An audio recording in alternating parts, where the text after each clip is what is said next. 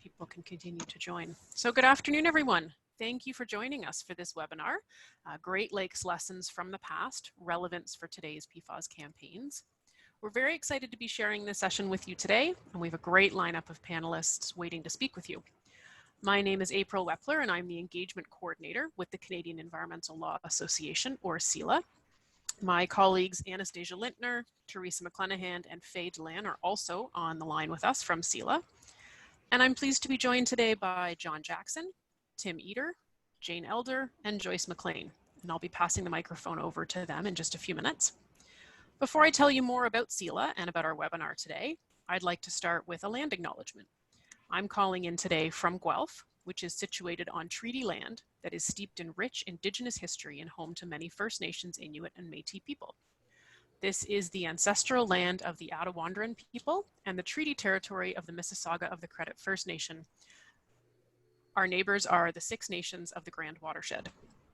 We are grateful for their stewardship of this land through the ages and commit to respectful relationships with our Indigenous neighbors and with the land. Thank you.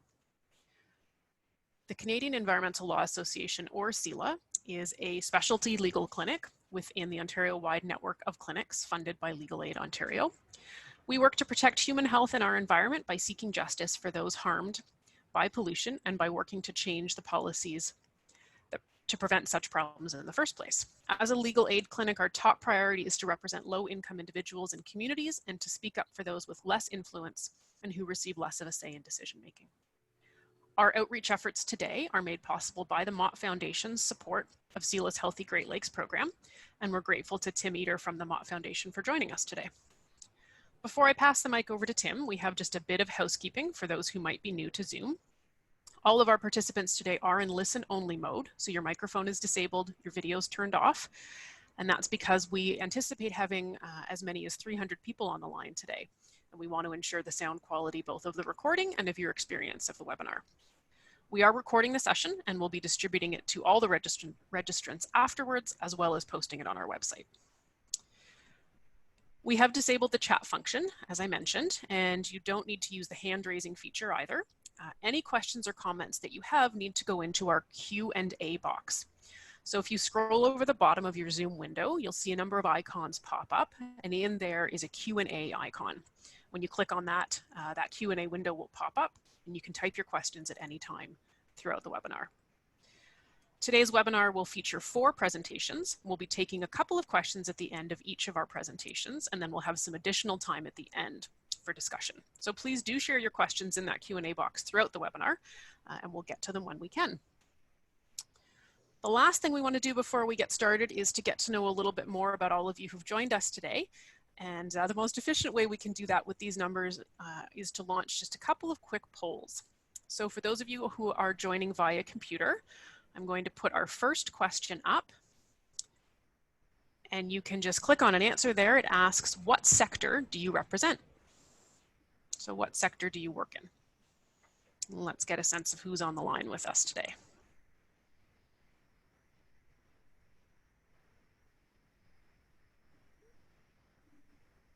So I'm going to leave that up for another 10 seconds. See lots of votes coming in. Great. Okay, I'm going to show you the results.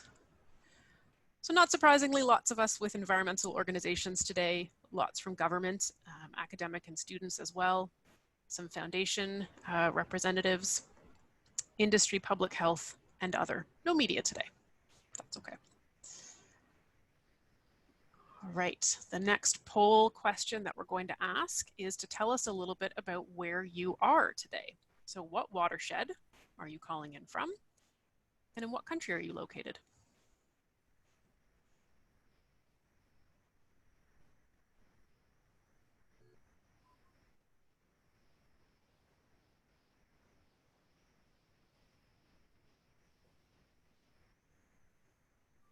Okay, I'll leave that up for a few more seconds.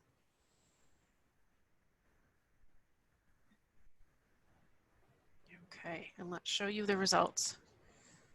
So a lot of people phoning in from the Lake Ontario watershed, quite a few in Lake Michigan and Lake Erie, some in Lake Huron, Lake Superior, a few from the St. Lawrence River watershed, and then some others. And great to see lots from Canada and the United States, and actually the US edging slightly ahead on today's call. And the last question that we'd like to know is to just give us a sense of your familiarity with our subject matter today. So if you can weigh in on these two questions. The first is, how familiar are you with toxics campaigns from the 80s and 90s? And if you can tell us how long you've been engaged in environmental advocacy work. And if you're not engaged in environmental advocacy work, that's okay too.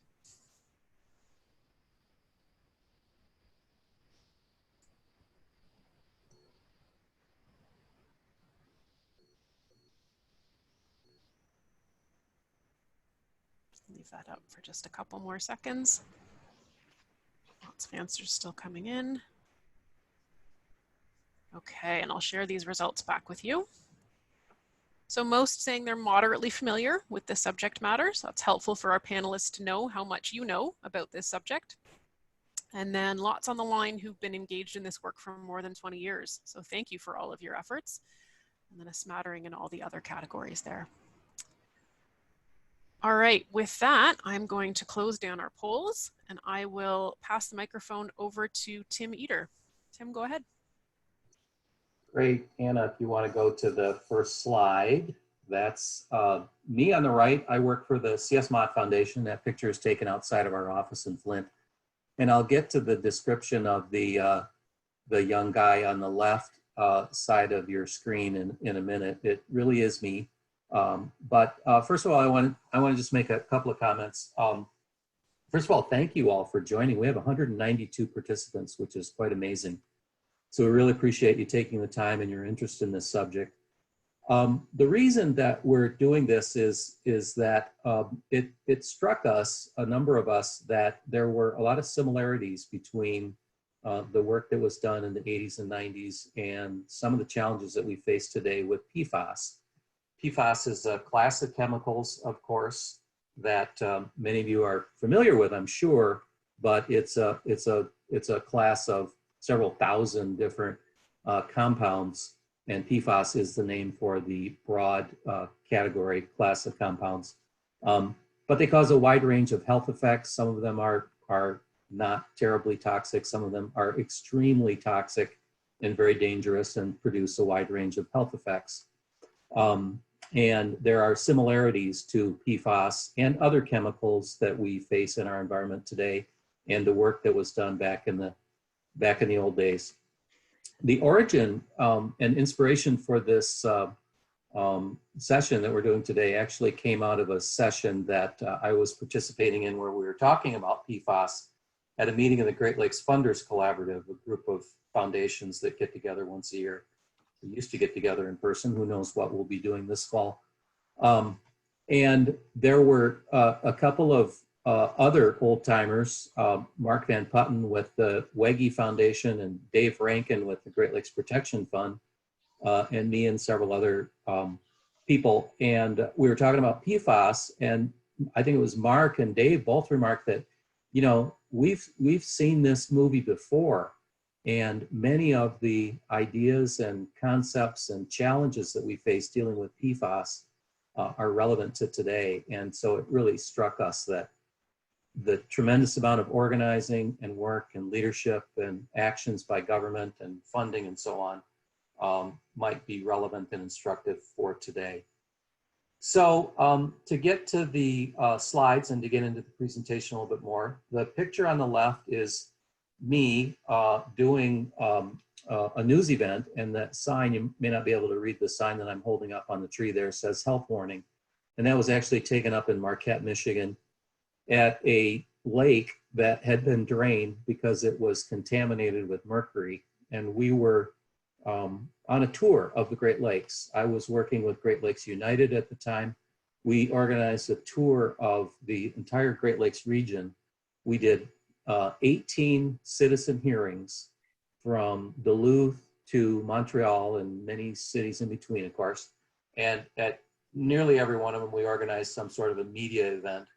And it was a rally, if you will, a rally for the Great Lakes. It was, the purpose of the tour was to unite citizens from across the Great Lakes region. We were Canadians and Americans. We were from a variety of different organizations, big and small groups, and we also we had these hearings, and it was pretty amusing because we were kind of masquerading as an official government body holding these citizen hearings, but really we were just a kind of a ragtag bunch of environmentalists. But it was a highly successful tour, and the other reason, besides kind of giving some unity, raising awareness, was that the Great Lakes Water Quality Agreement was coming up for renewal. And the agreement was, we felt, extremely important. It remains extremely important. And we were concerned at the time that the governments that were in power in the United States and Canada might try to weaken some of the really important principles in the Great Lakes Water Quality Agreement, such as the requirement, the commitment that there be a policy of zero discharge of persistent toxic chemicals that governs the government's regimes for managing persistent toxics in the Great Lakes region. So we organized this tour, and if you can, Anna, switch to the next slide. This was the product of the tour of the Great Lakes. We did a report summarizing what we heard at all the hearings. And the best way that I can think of this movement at the time is to equate it to something that many of you, at least in the U.S., will be more familiar with, is the work that's gone into organizing the rallies and the work around Great Lakes restoration, particularly through the Healing Our Waters campaign. It was a big deal. There were lots of people that were involved with the tour and with the rallies and events that you're going to hear about later today. But we did the citizens review of the Great Lakes Water Quality Agreement. And if you go to the next slide, Anna, one of the things that resulted, I mean, we testified before Congress and got a lot of attention for our report and the tour and all the people that came out and spoke to us. But we actually, three of the people on this call today, myself and John Jackson and Jane Elder, were invited to participate in the discussions that where the Great Lakes Water Quality Agreement was reviewed and amended. And that was again a really big deal. The fact that there were citizen environmentalist observers, 5 of us total from the U.S. and Canada, that were invited to sit in and make our views known as to the future of the Great Lakes Water Quality Agreement. So if you can go to the next slide, please, Anna. One of the things that came out next after the Great Lakes Water Quality Agreement was reviewed, by the way, of course, we preserved the principal policies of zero discharge and virtual elimination and added many other things to the agreement. So we think that from the standpoint of the overall policy objective of the tour, it was a success. We preserved the integrity of the Great Lakes Water Quality Agreement. This report, I wanted to just mention a couple of things about this report because it is relevant to PFAS. This was a set of recommendations for, okay, what do we do now that the Water Quality Agreement has been amended, but we still have toxic chemicals in the Great Lakes, fish that can't be consumed, bald eagles and cormorants that are being born around the shores of the Great Lakes with twisted beaks and other deformities. And so we came up with this prescription set of recommendations. One of them was that chemicals need to have standards for safe levels of discharge and release. One of them was that we need to have TMDLs. Those of you that are in the US are probably familiar with what a TMDL is. I won't go into it at this time, but it's one of the things that we talk about on Lake Erie to deal with phosphorus pollution. And we need to phase out the worst of the toxic chemicals. And this is something that I think is really important to the way we think about PFAS. Most of the policy debates that I've been exposed to recently with regard to PFAS talk about setting safe standards, cleanup standards, safe standards for discharges and release and protection of human health. And that's really important. But the ultimate solution that we thought about in the 80s and 90s for the really most pernicious chemicals was that they have to be phased out. We have to find substitutes for the chemicals, we have to find substitutes for the products, and we have to get them out of the environment. And I think that you're going to hear this again later today, I'm sure, but I just didn't want to bury the lead, and so I wanted to just reference that as one of the lessons that I think we learned. Two other quick points, and then we'll move on to the other speakers. I want to just note that this is not a recipe for success in dealing with PFAS. The purpose of this call today is not that at all. It's to share some of the things that we did and some of the lessons that we learned. But not everything that we did worked. I mean, if it did work, we wouldn't be talking about PFAS because they would have been phased out. But we did some things that were fun. We did some things that worked. We had some successes, and some other things were not successful. So this is not meant to be a victory lap or a recipe for complete success. Final point is I just have to thank CELA and April and Teresa and Anna and the whole team at CELA. This was a lot of work to put this webinar together. And John Jackson in particular did a tremendous job of finding slides and clippings, and the speakers put a lot of time into their presentations. So I just want to acknowledge and appreciate all the work that's gone into this. And I really hope you enjoy it. And with that, I'm going to turn it over to my longtime friend and colleague, Jane Elder. Notice I didn't say old Jane. Jane, at the time that we worked together, was the leader of the Sierra Club's Great Lakes program. So Jane, all yours. Thank you, Tim. And we are well-seasoned friends, I think is the way to look at things. I'm delighted to be here to have this conversation with all of you.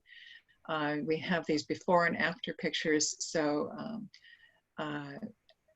on the left side of this one, I'm in the middle of a discussion during one of our Great Lakes Washington weeks in the late 1980s. This is the basement of the Sierra Club's Washington, DC office.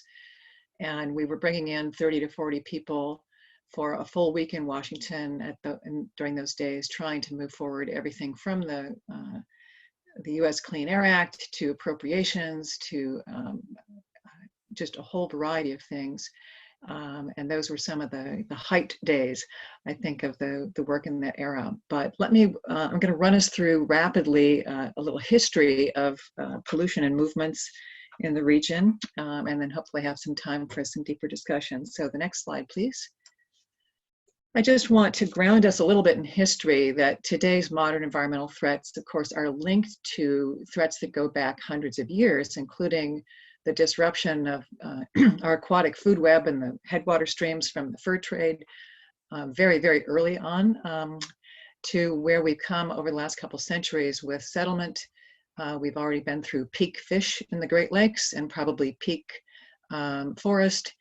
The navigational canals that allowed the invasive and non-native species to get in, and the massive industrial chemical growth after World War II, and with growing populations and suburbanization impacts from sewage, the first waves of the invasive species, but we also began to see the dawning of the American environmental response and the regional response. Next slide, please. So by the late 1950s, the Great Lakes were already in serious trouble. That gloppy hand on the left is from an oil spill, which were pretty common in places like the Calumet region, the Cleveland area, and where the steel mills and refineries were. And we were already worried about the lakes dying, and not just Lake Erie, as you see from that Lake Michigan headline. We were seeing the boom and crash of the alewives and these massive heaps on the shores of Lake Michigan and other areas. And so people were getting to realize something was really seriously wrong with the Great Lakes, even in this era. Next slide, please. And so you see the first generation of large public response, and it was really this sort of somebody do something. I love this photo from Cleveland of the ladies with their white gloves on protesting about what's happening to their lake. And what we saw from that citizen outrage was, and this of course was also the era of the first Earth Day 50 years ago, a real emerging movement. In the United States, we established the first modern Clean Water Act with water quality standards. We went through a rapid scale up in sewage treatment plants throughout the Great Lakes region. Finally, we were having, you had to have a permit for industrial discharges.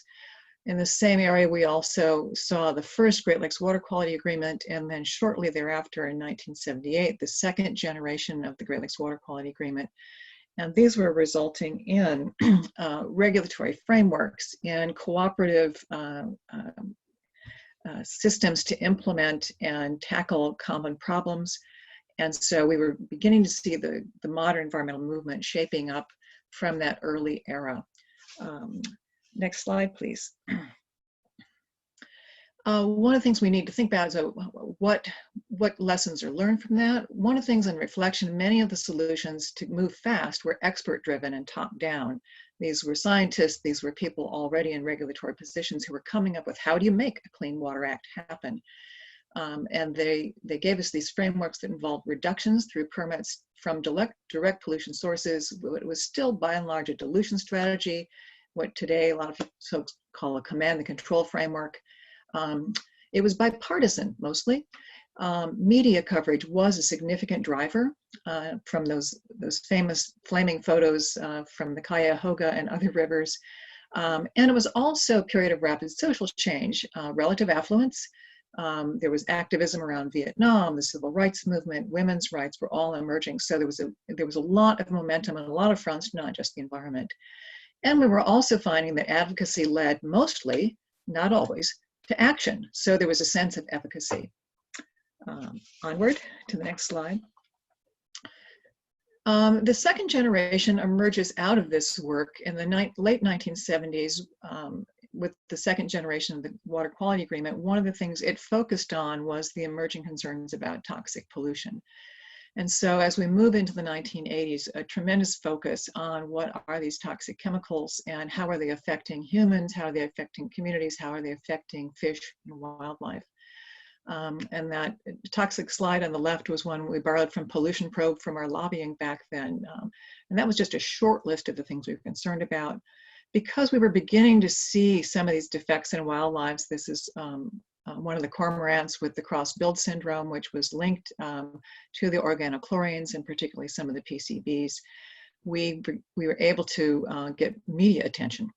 And so we had some visuals, we had a story, the media was playing a significant role. I think another important thing was philanthropy was playing a very significant role. Support early on from the Joyce Foundation and the Mott Foundation, and in Cleveland, the Gunn Foundation and others, gave the environmental movement the ability to do deep work and do it fast. And that was really important for the momentum in those times. I think the things we were learning from this was Great Lakes issues were ecosystem based. It wasn't just one community, one toxic hotspot. We were learning about bioaccumulation. The analytics in science were to the point where we could get down to parts per million and parts per trillion and find trace elements. So you had media, science, philanthropy, coalition building, and there was opportunity. So next slide, please. One of the things that came out of the 87 agreement protocols was the ability to identify, label, and name the big toxic hotspots around the Great Lakes. I've always complained that areas of concern sounds so polite. Well, we're concerned about this area, but it was a place to begin. And so we had a map and a preliminary analysis of what the big problem areas were around the Great Lakes. And so that name it, identify it, be able to tell the description of where the threat is was an important lesson learned. But this slide is a year old, 32 years later, now 33. Only 7 of these were delisted, some are in recovery, and 10 or more US sites are still in progress. And so was it a victory? I'm not sure.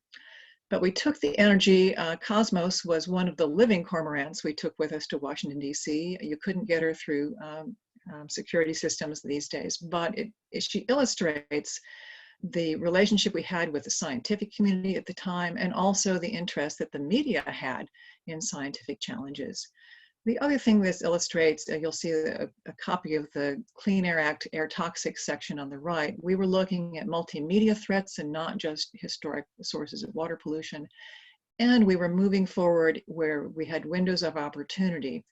And the big windows of opportunity for us in that era, one were the reconsideration of the Great Lakes Water Quality Agreement, and on the US side, the reauthorization of the Clean Air Act. And I'm still very, very proud of Section 112 of the Clean Air Act, because that's where we brought in the notion that air pollution is also potential water pollution. We identified chemicals, we got them in the law. Was it a success? That's a story for a longer conversation. But those were the things we had, was the tools to work with both the media and the opportunity of public processes that were moving forward. Next slide, please. We were on a high. We were making progress. We were getting things cleaned up. We were getting appropriations. We were getting momentum. But in the 1990s, I just call this the Empire Strikes Back era. We saw a rapid shift to deregulation under the Reagan era, and defunding programs. We were dealing with Watts and Gorsuch's at Interior and EPA, a real shock in a sense to the environmental system. Congress began a shift from aggressive policy making in the environment to really a focus on appropriations in the federal budget, which I don't think has shifted much since. We don't see a lot of new era of environmental policy here. The chemical industry finally figured out that we were on to momentum around toxic chemicals, and there was strong backlash with everything from the IJC and how it operated to trying to weaken things like requiring the precautionary principle. And so we shifted from the sort of grand policy vision that was driving us in the 80s into what I would call pragmatic and incremental steps, such as the GLRI appropriations. And I don't want to take anything away from the GLRI work, but it's a different kind of way of making progress. And I often say, very few people march with a sign that says appropriate, because it's not the sort of same visceral connection with how do we save my Great Lakes in ways that are very easily understood. Next slide. So as we get to the 2000s, there's a new prescription for the Great Lakes. This came from some of the key scientists who had originally served on the Science Advisory Board back in the 70s. And we're seeing that the complexity of the Great Lakes ecosystem and all the things that in combination are degrading its viability and its resilience.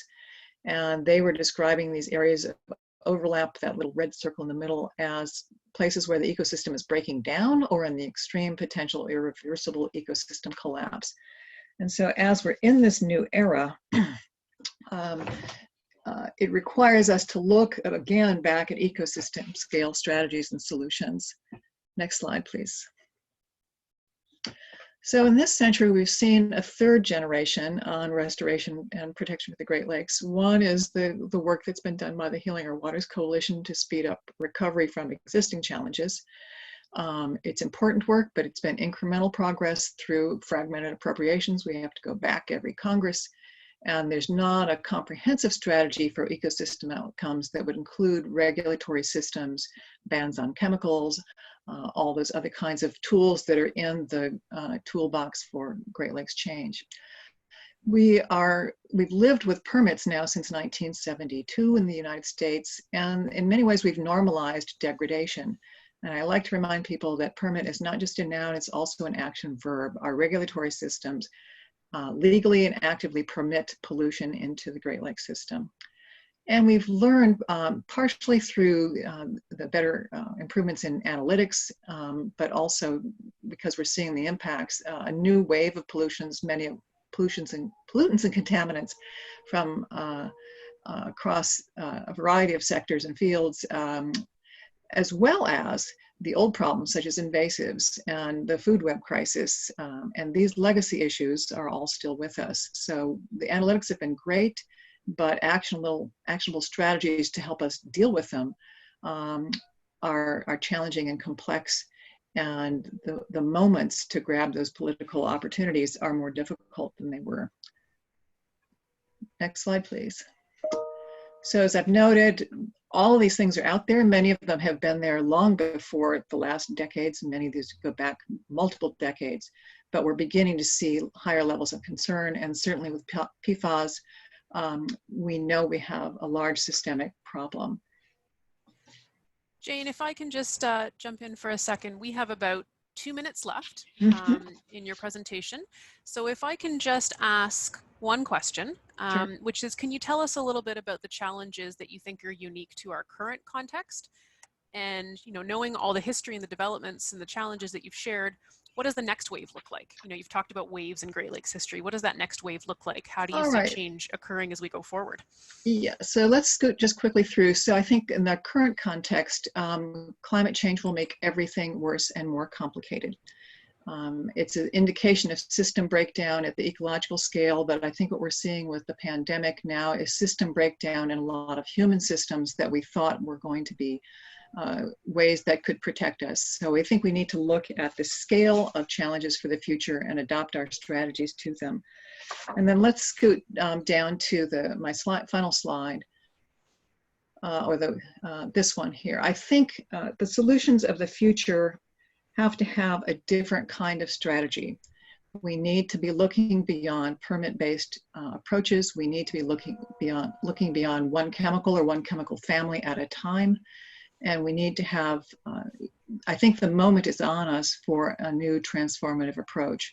So I'm just going to highlight a couple of these 11 key strategies that are coming out of a project with the Riverlands of Wisconsin on a new water agenda. One, I think is really critical at the top there, is that a new strategy, we need an overarching goal for the Great Lakes, and fishable and swimmable is just not enough. The third point, the system needs to be structured to work with the water cycle and within its limits. That fourth, all decisions related to water need to be based on the precautionary principle. If we can't prevent these things from getting into the system, then we end up with issues like where we are with PFAS, which is the impossibility of mopping up the messes of the past. The sixth point, that benefits and risks must be aligned, that those who benefit from an action, such as introducing a new chemical into the system, cannot impose the risk from that action on others without their participation and knowledge and agreement. An eighth point, we need to focus on root causes, not symptoms. And so much of our regulatory system is set up to deal with, once it's already in the system, how do we grapple with the symptoms? How do we instead prevent them from becoming symptomatic in the first place by looking at the root causes? And then the 10th point there, that decision-making needs to be collective. We need the effective engagement of all stakeholders and right holders. Systems need to be transparent, inclusive, fair, and comprehensive in ways that people who are affected by these, including future generations, have the opportunity through today's representatives to look at those more complex issues. And then finally, we can't do any of this without funding, right? We need sufficient, ongoing, and secure funding for the Great Lakes, and not just one appropriation cycle at a time. We need to have long-term resources that we can count on to keep the Great Lakes as healthy as we can and to restore the mistakes of the past. And then on my final slide, just the bottom point there, we need to seize the moment, the current crisis. We already have algal blooms, lead contamination, widespread well contamination. We're dealing with extreme weather, and we need to look at the disparities and systemic weaknesses that have been revealed by the pandemic. So let's set the stage for a next era of transformative change and try to move beyond incremental, incomplete mop-ups of problems that have plagued us for a long time. Thanks, April. That's a lot to jam in. Thank you so much, Jane. No, that's, as you said, 200 years of history and a lot of detail on some parts of that. Thank you. I do have one question in the Q&A box that I'm going to share. There's some great comments coming in. Question that we'll ask you, Jane, any suggestions for leveraging media attention when the threats are harder to see and they're less in your face as opposed to when rivers were on fire? How can we reinvigorate the media to cover the Great Lakes? Well, there's a whole lot less media than there was, which is one thing that we have to acknowledge. But I think part of it is, can we break down the PFAS into a couple of very specific stories that we can repeat and that are symbolic of the larger complex issue without all the complexity. And then we need the human stories. Whose lives right now are being affected by the fact they can't drink their water? What are their real fears and real concerns, and are those backed up, and can we get scientific expertise to echo that work? So, part of it is breaking the story down so it can be told. We don't have the same kind of images, but children and grandparents worried about what's going to happen to the next generation are an important way of telling the story of these generational level chemicals. So when you can get, grandma sitting down with her infant toddler, grandchild on on her lap and talking about how worried she is about that child's health, that's one way to be able to create the human story around that complex topic. That's wonderful. Thank you so much, Jane. Sure. Before we move on to our next presentation, I just want to reassure everyone that this session is being recorded and that the recording will be shared with everyone afterwards, as well as posted on our website. And we will also try and capture the comments and any questions that we don't get to. So with that, I would like to pass the mic over to Joyce McLean. Go ahead, Joyce. Hello, everybody, and thanks so much for signing up to listen to, in some ways, our glory days, I guess. But I wanted to share some thoughts I have in very brief format about my efforts when I worked for Greenpeace in the 1980s. So next slide, please. So the Greenpeace was very good at branding things. And we branded this, the Greenpeace Great Lakes campaign. We had two different tags for it. One was called Water for Life, and the other one was called No Time to Waste. So I'm going to talk about the time that I was involved with these campaigns, primarily from 1985 to 1990, and somewhat beyond. Next slide, please. So Great Lakes, there they are. They're beautiful. The Sweetwater Seas, as they were known and by many in our First Nations communities. Beautiful, largest water bodies in the world. Many reasons to love them. Next slide, please. So why Greenpeace focused on was that there was a very large population that lived around the Great Lakes, 50+ million Americans and Canadians. It's a major source of drinking water for communities all around the basin, recreation, transportation, commerce, and so on. And also because of Greenpeace's particular interest in working to bring awareness through media stories, large cities with significant media was also an important point. So we have Chicago, Detroit, Toronto, and Montreal as an example. And as Jane has very well put, that the Great Lakes were synonymous with water pollution in the 1980s. And so it seemed like an opportune time to actually work to try to advance some of these issues. Next slide, please.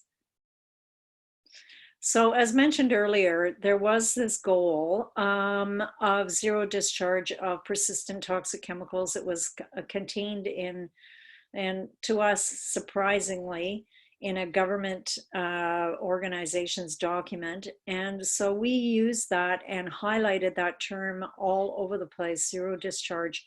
And we were really looking at the persistent toxic substances from the major direct industrial discharges. So just to make sure I explain exactly what I mean by that, there are many companies in the Great Lakes Basin on both sides of the border who have pipes that dump directly into the lakes.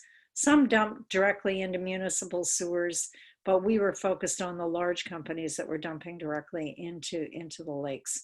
So our focus included the chemical sector, obviously municipal sewage, nuclear plants, pulp and paper sector, agricultural runoff, and others. But the pulp and paper industry in particular was a good focused binational campaign for Greenpeace, because on both sides of the lakes, the technology was pretty much virtually the same. And in some instances, the companies were exactly the same on both sides, depending on where you were, and the technology was similar and so on. So it seemed to make sense. Plus there were alternatives to the way standard practice of creating pulp.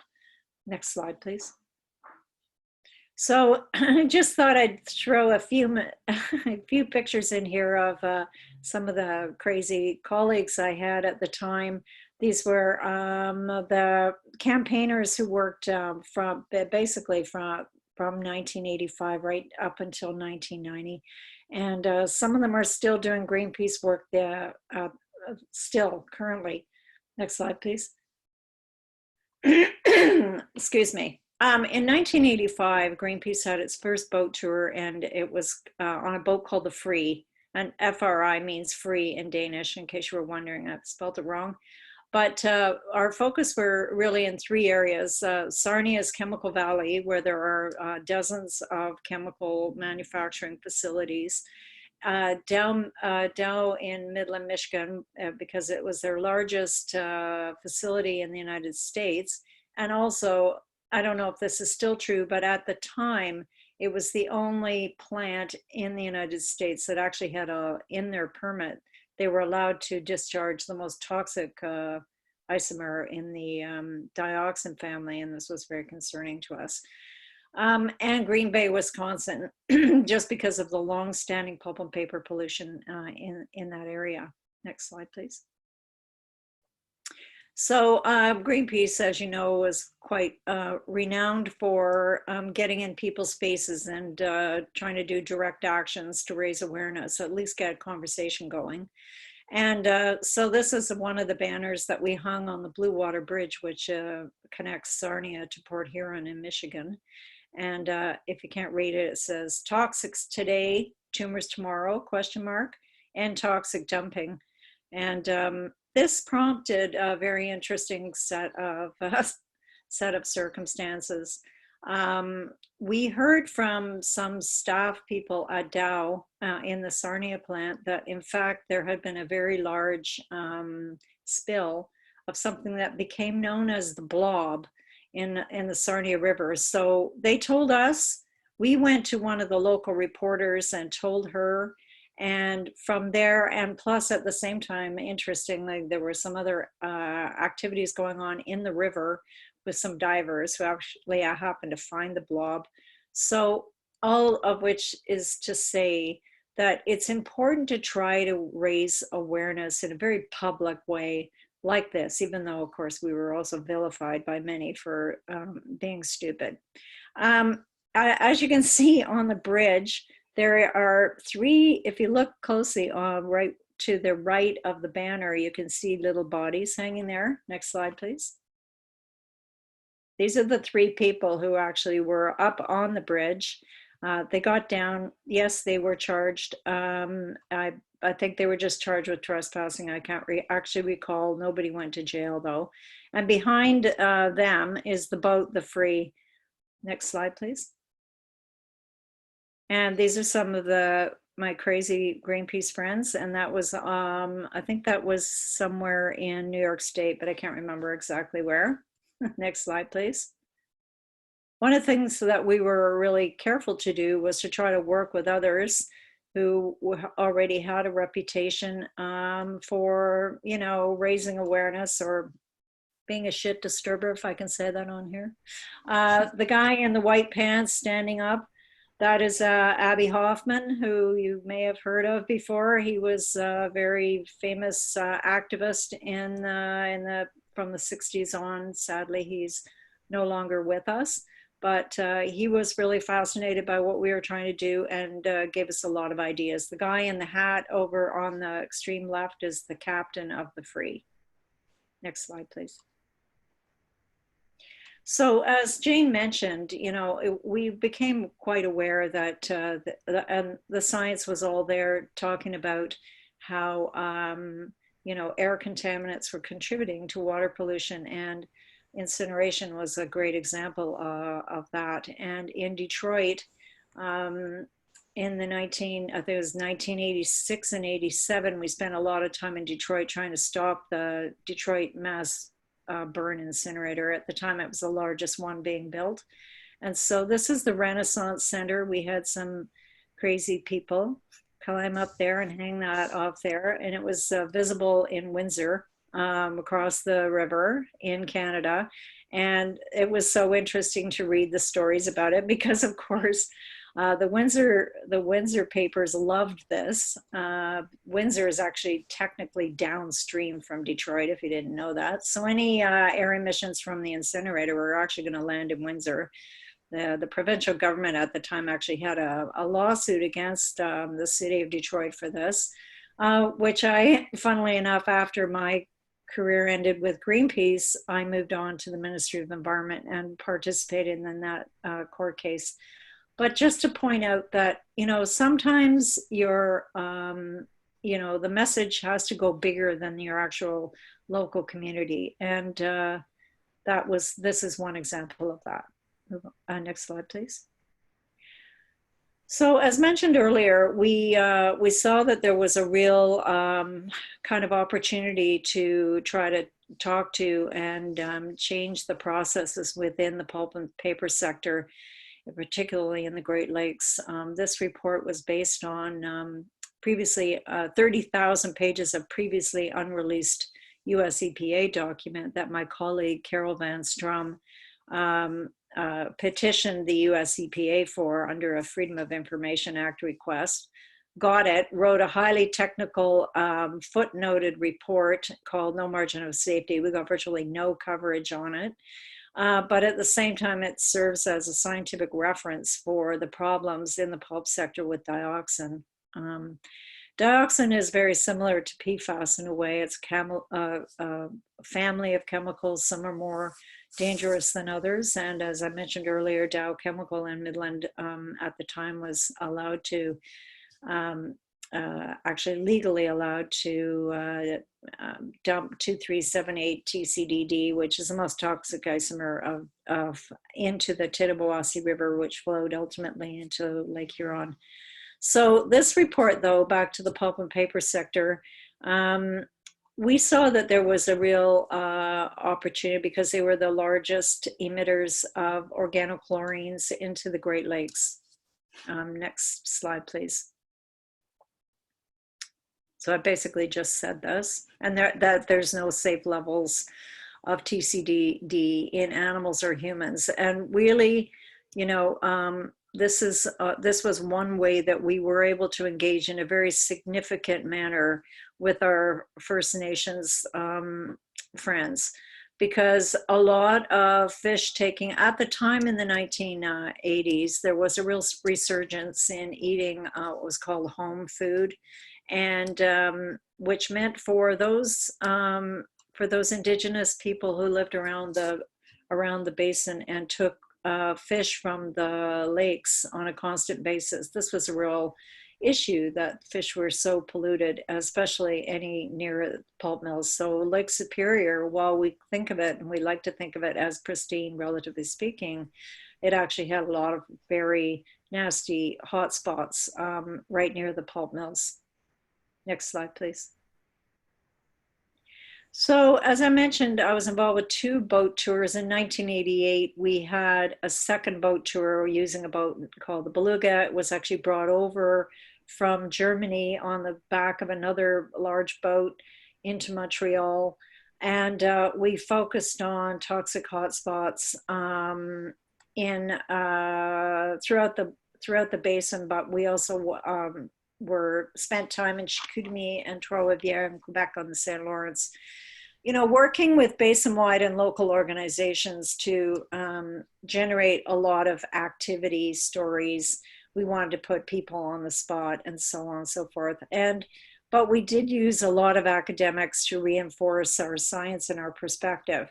Next slide, please. one of the things that what this photo shows is someone measuring a outflow pipe to make a plug. And we did this in a few places around the basin in Ashtabula and Niagara Falls and so on. So one of the tactics we used. Next slide, please. Another tactic, of course, is to try to drum up as much media as possible for for the stories that you're trying to convey. So in this instance, I'm in the middle to my, so on the extreme right, excuse me, is Jack Layton, a former Toronto City Councillor and a former head of the New Democratic Party in Canada, no longer with us, sadly. Next is Jim Bradley, who was then the Provincial Environment Minister. We were thrilled that he actually came and supported our efforts. Jocelyn Muir was sitting next to me. She was a swimmer who had swum around the Lake Ontario and had suffered some terrible skin lesions because of all the contaminants in the lake. To my right is Dan Heap. Next to that is Ruth Greer, who later became Environment Minister. And on the very end is Sarah Miller, who many of you will know from CELA. Next slide, please. Joyce, you have 1 or 2 minutes left. Okay, thank you. So here's the beluga pulling into St. Ignace, just one of the many stops. Next slide, please. You'll be able to read these when you see, when you get the presentation later. So in the October of '89, it was a political high point for the campaign that Greenpeace had done. This is Dr. Jack Valentine, who was a great educator and promoter of change on the Great Lakes. We worked with him a lot. Next slide, please. But the most important thing here was the collaboration among organizations. This poster, fortunately, can't read it very well, but it does list, I think, 15 different organizations that Greenpeace was working with at the time. Tim has already made reference to this already. We had a number of citizens hearings wanting to be able to represent those folks at the IJC meeting. Next slide, please. So it was a funny story, but I won't get into it. But that is me behind the podium giving a very impassioned speech about how the IJC commissioners who were sitting at me and looking at me in askance, I would say, I'm telling them to resign because the governments aren't listening to the recommendations that the IJC is making. In other words, the zero discharge of persistent chemicals. And they, of course, were not happy to hear me say that. And funnily enough, I don't think there's been a citizen representative speak to the biennial meeting since. We did do a lot of theater during this effort. The fish that you can see on your left and the bird that you can see on your right were these beautiful masks who were made by some wonderful artisans to contribute to the cause. Next slide, please. Next slide, please. So as mentioned, the pulp issue, I was fortunate enough to go and be, after my Greenpeace efforts, I went and worked for the NDP government in Ontario. And because I was able to bring my expertise about the pulp sector in particular, we were able to, we didn't phase out chlorine. This headline is a little bit misleading, but we were successful in getting the sector in Ontario to change the technology from chlorine to chlorine dioxide, and in some cases to oxygen to bleach the pulp. So this was this felt like a successful effort. Next slide, please.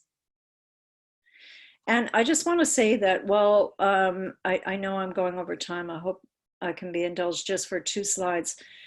So I think that the big message I have for the activists today, I would say that, you know, communications has to be your key element to focus on. You want to make sure that you're really clear about your goal, what kind of strategies you're using, your tactics. Your messages have to be really on point and repetitive. What time frame you're operating, and you want to be as visible on your concerns as possible. And obviously with a media plan, things have changed a lot since the 1980s. We didn't have social media then. It makes it more complicated, but it also can, I think, effectively broaden your networks. And networks, like, I think the most important thing that you need to ask yourself, who else has the same interest as I do in stopping PFAS proliferation? Look beyond the usual suspects, get out of just the environmental sphere. And, you know, in terms of my lessons learned from the boat tours, let the local groups lead if you're doing local actions. You have to work as a collective of organizations with aligned interests, but that doesn't mean you have to agree on everything. So that's a really important message that I learned. Next slide, please. You also have to understand the technology. I remember once personally when we were grappling with what to do with the pulp and paper industry in Ontario when I worked for the minister, the deputy minister was so frustrated because I knew more about the technology than the staff who were there as technology experts. So it was a good situation and we were able to actually move the sector considerably. But you need to understand the technology. I know it's hard, especially if you come from not a scientific background, which I didn't, by the way. But you ask questions, go to their meetings, get involved with their associations, figure out what products are produced, find out what the actual roadblock is to change. Is it technical? Is it political, financial? What does the supply chain have to say? You know, and once your material is written on the political side, make sure that you're not just talking to the government. You need to include the bureaucrats. You need to include all of the opposition parties, and that you need to have your messages in a very simple one-page format so that people who don't have a background in this stuff can grasp it immediately. And with that, I think I'll turn it back to April. Thank you so much, Joyce. We appreciate you telling us so much about that really interesting campaign. Lots of people commenting on how valuable they found the work that Greenpeace did and continues to do. Thank you for sharing those key elements and that advice for today's campaigners. I'm not going to take any additional questions at this time, just in the interest of making sure John has enough time. So thank you so much, Joyce. And I will pass the mic over to John. John, go ahead. Okay, thank you, April. It's great, and I'm really pleased to have heard these earlier presentations. I'll make a couple of reductions in mine because of to avoid duplication. I'm John Jackson, and for over really the past 40 years, I've been lucky to get to know each of the lakes and the St. Lawrence River, and especially lucky to get to know and work with activists in so many different communities. Much of that work was with Great Lakes United, which we fondly called GLUE.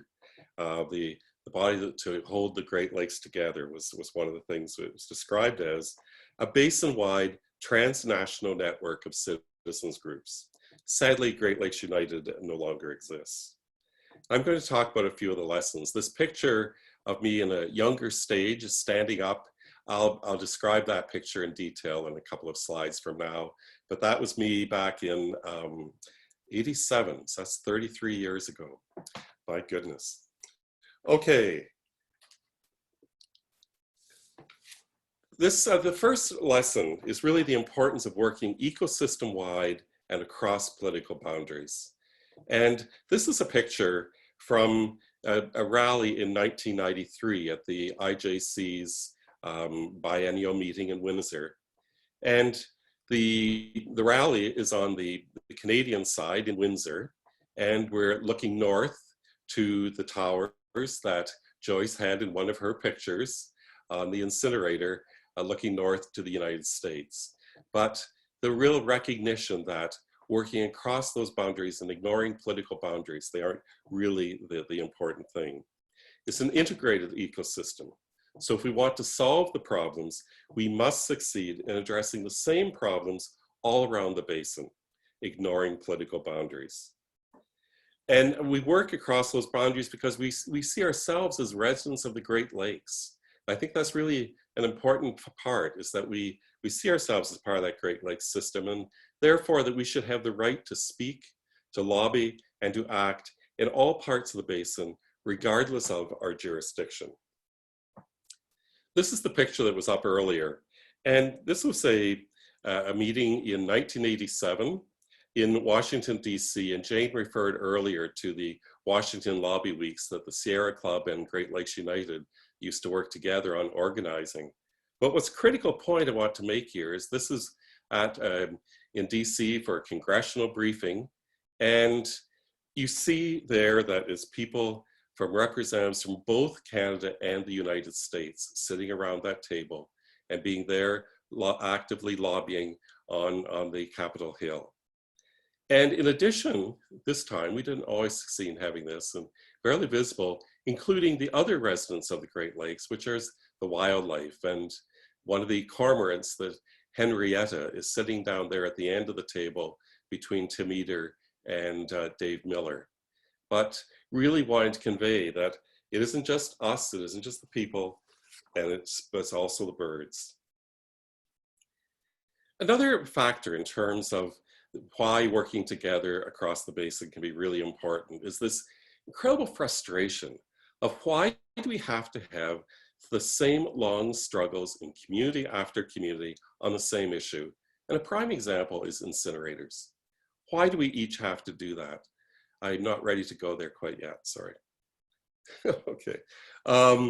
By working together across the basin to get legislation in place that bans having certain types of incinerators or whatever, can save that energy and save us ever having to fight those proposals in the first place. And that's one of the principles that we really want to work on. Now, okay.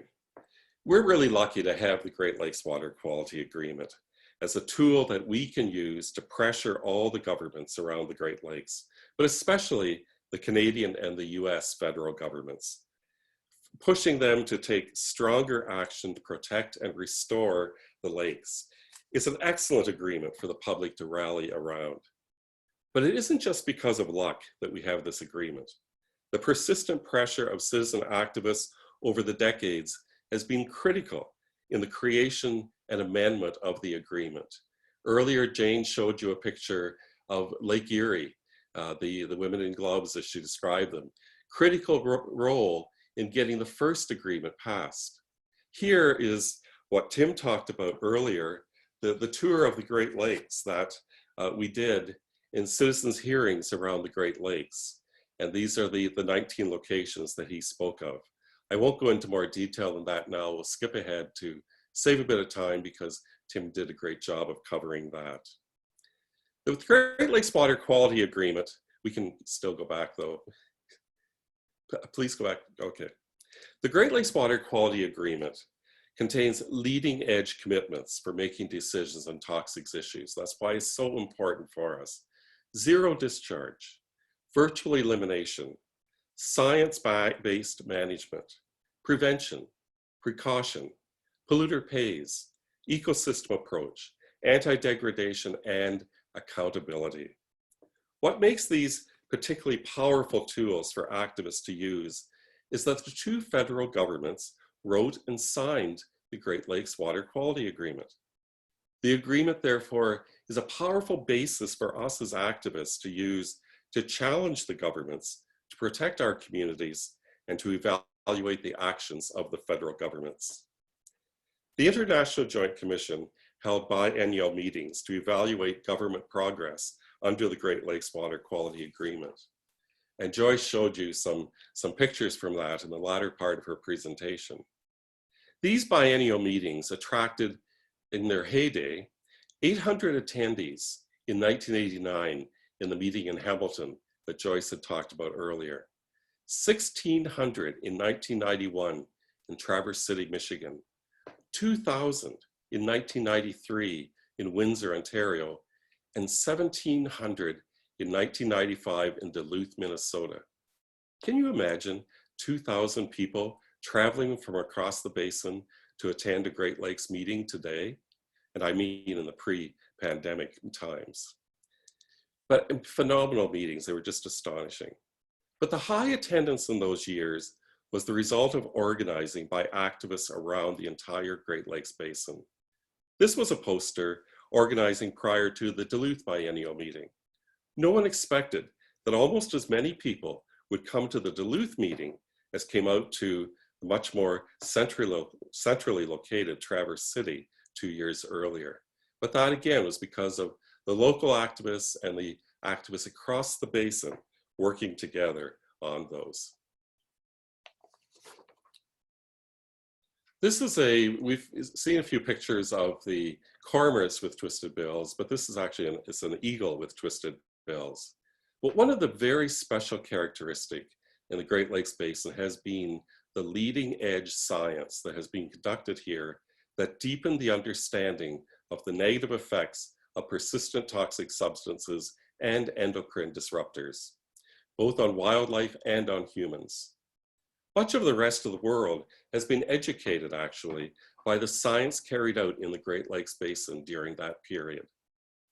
Another special characteristic was the strong relationship between citizens and citizen activists and scientists. The activists respected and valued the science and the scientists. The scientists realized that environmental activists were essential to create the pressure for solutions to the problems they were discovering. Unfortunately, in the late 1990s, the federal government substantially reduced funding for science in the Great Lakes Basin, and the funding has never been restored. Here are two examples of scientists in the basin, of many who really were important in this. Here, of course, is Theo Colburn, who wrote the groundbreaking book, Our Stolen Future, published in 1996, which focused on endocrine disruptors. And an earlier version of this book was written specifically on the Great Lakes, and it was quite an amazing book. Theo was always ready to come to any Anglo meeting to share the content of her research and to strategize with activists to stimulate a movement to ban endocrine disruptors. James Ludwig, an ecotoxicologist who brought cross-billed cormorants to meetings, sometimes dead ones, sometimes live ones, this was a live one, would use these effectively to convey to the politicians what the real impacts of toxic substances were, and therefore why we had to take strong action to ban persistent toxic substances. Very effective to make it real for people who don't get out to those areas. Another message that's really important, and Joyce has made some references to it, is the grassroots and regional or national groups working together. This is a slide of Loon in 1987. The Loon was a Lake Ontario organizing network, which we fondly called Loon. But what was important about it was, as one of the examples, is that it included grassroots groups as well as some larger groups working together around the entire lake and working binationally.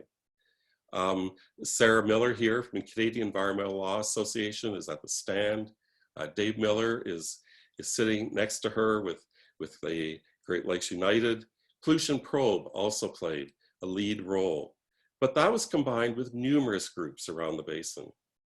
And note in the background a quilt there, which was called the Lake Healer, a quilt in the background that had been made as Loon did a tour around the Lake Ontario. Quite an amazing piece of work.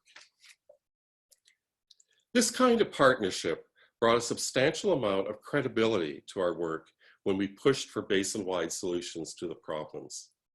Decision makers knew that we were reflecting the needs, knowledge, experience, and wisdom of communities throughout the Great Lakes. Working together brought collective power. Working together wasn't always easy. Large groups can tend to dominate the smaller community and regional groups. A guiding principle for us was to treat each other with respect and as equals. This meant that the grassroots leadership needed to be central in our shared decision-making. The role of the national and larger regional groups was heavily one of providing support. This is a picture of from Earth Day, the first Earth Day, 50 years ago. And it's taken with two boats with Canadian oil workers in them. Came over, one from the Canadian side, one from the US side in the Detroit River, to throw a wreath into the river, mourning its degradation. Organized labor played a really important role in the work around the Great Lakes, organizing with environmental groups. Many of the founding members of Great Lakes United, for example, were from the labor unions in both Canada and the US. Our board always had labor members, and one of our presidents, now unfortunately dead Jim Mann of the CAW, was a president for a while. Part of the reason for labor and Angos working together is that we shared a determination to get rid of the use and release of toxic substances, both in the workplace and in our communities. Also, as we worked to ban the use of certain substances, we realized that we had to make sure that the plans were made to provide for a just transition for those workers and communities whose economic base would be devastated by the bans. So incredibly important to work together. We were less successful at working with other parts of the Great Lakes community.